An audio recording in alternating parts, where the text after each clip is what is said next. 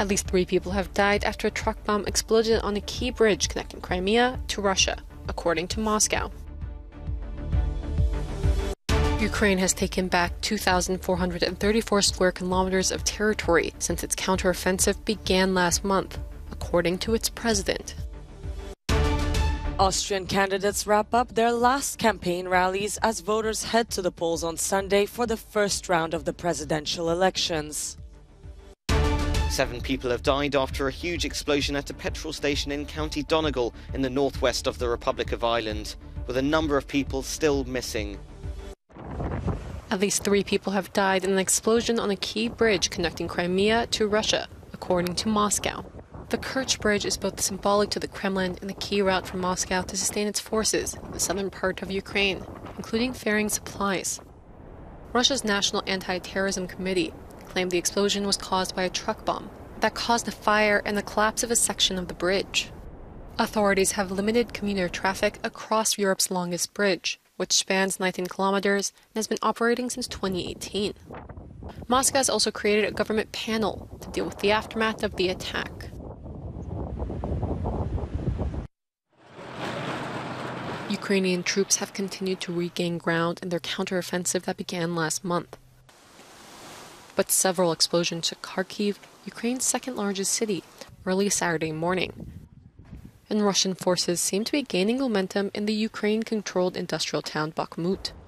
The town has been under Russian shelling for weeks, and volunteers are rushing to help some of its elderly get to safety.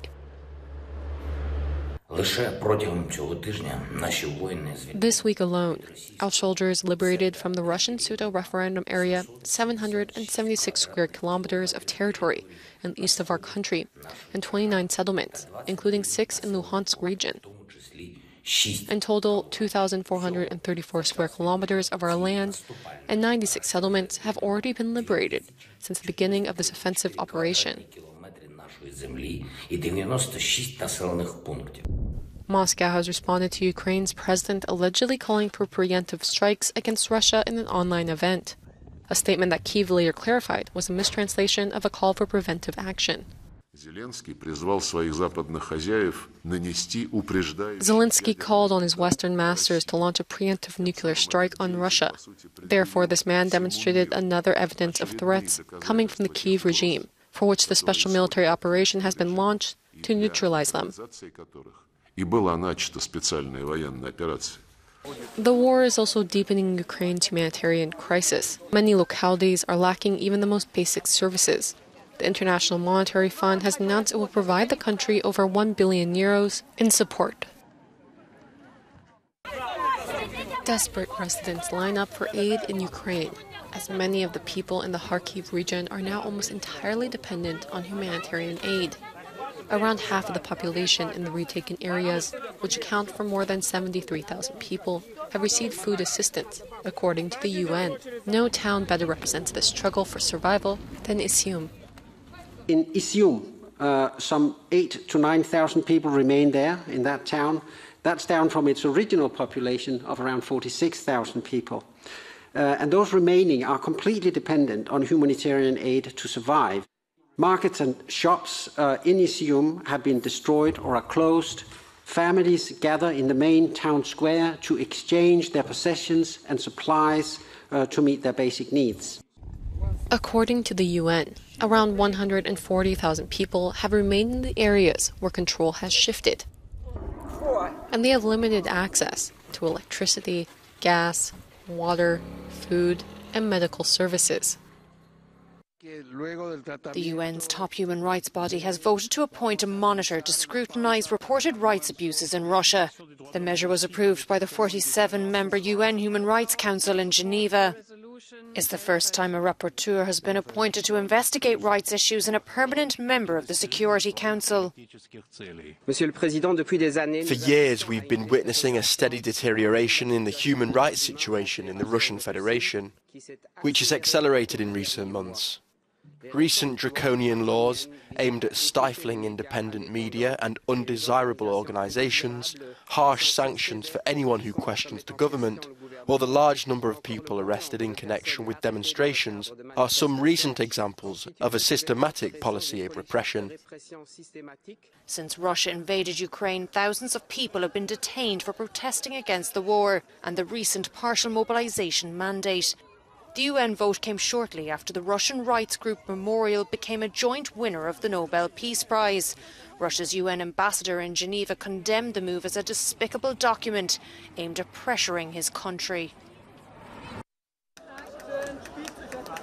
Incumbent Austrian President Alexander Van der Bellen wrapped up a low-profile re-election campaign this Friday. He urged voters to come out and vote on Sunday for Austria's elections. Van der Bellen has the backing of major parties in Austria, as well as celebrities such as Arnold Schwarzenegger. I can't tell Austrians who to vote for, but I'm going to vote for you 100%. We need you as a president for the next 6 years. Walter Rosenkrantz, a right-wing candidate, also held his final rally on Friday. Alongside his usual anti-migration slogans, his campaign is based on criticism of the EU and the Austrian government for supporting the sanctions against Russia.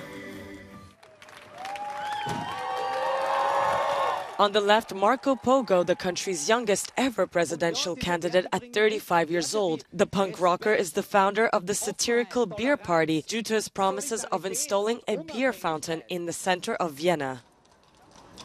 Voters are widely expected to hand Van der Bellen a second term, but the main question is whether Van der Bellen will be handed the victory this Sunday during the first round or whether he will have to face a second round runoff in November. 7 people have died after a huge explosion at a petrol station in County Donegal in the northwest of the Republic of Ireland. A search operation is continuing as a number of people are still missing. 8 more people were also taken to a nearby hospital. The explosion happened at an Apple Green service station in the village of Creeslough on Friday afternoon. The blast destroyed the petrol station and a section of a nearby apartment building. Many emergency service vehicles remained at the scene overnight, including fire service from both the Republic of Ireland and Northern Ireland, which is part of the UK. A Coast Guard helicopter airlifted some of those who were injured in the blast.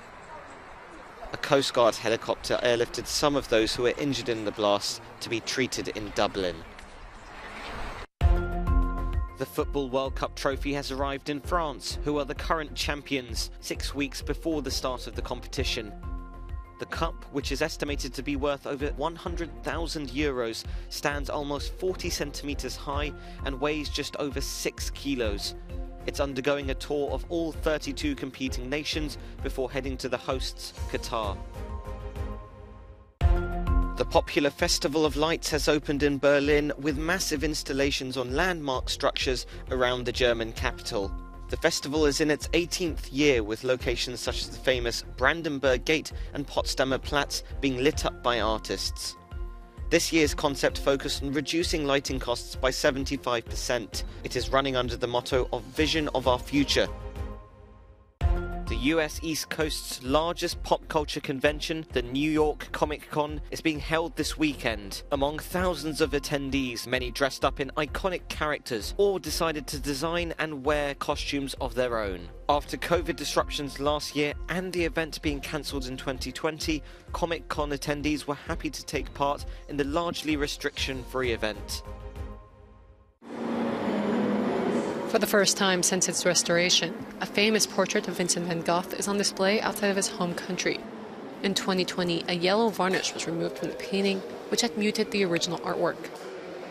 Now it, along with 49 other paintings, can be seen for a limited time in Rome.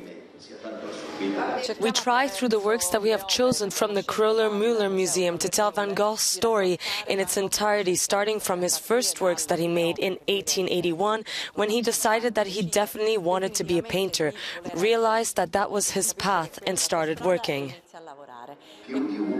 One of the last paintings in the exhibit is Sorrowing Old Man, which was painted just 2 months before his death. Van Van Gogh only worked as a painter for a short period of time between 1881 and 1890.